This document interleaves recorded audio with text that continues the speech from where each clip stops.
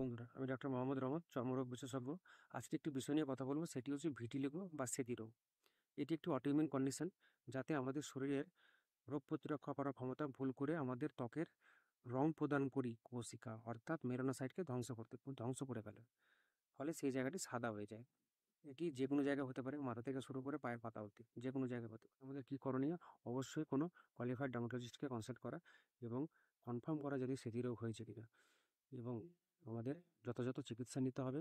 কোনো cream, tablet বা phototherapy দিয়ে এটা চিকিৎসা সম্পূর্ণরূপে সম্ভব। কী করণীয় নয়, অবশ্যই আমাদের খেয়াল রাখতে হবে এটি কোনো ছোঁয়াচে অসুখ নয়। ফলে সেতি রোগ হলে তাদের সাথে খাওয়া দাওয়া ওঠা বসা করা যাবে না এমনটা নয়, কারণ এটা ছোঁয়াচে অসুখ নয়, এটা অটোইমিউন ডিজিজ। এবং দ্বিতীয়ত, নিজে থেকে কোনো চিকিৎসা করব না, ভেঙে পড়বো না, এবং চর্মরোগ বিশেষজ্ঞের পরামর্শ মতো চিকিৎসা করব।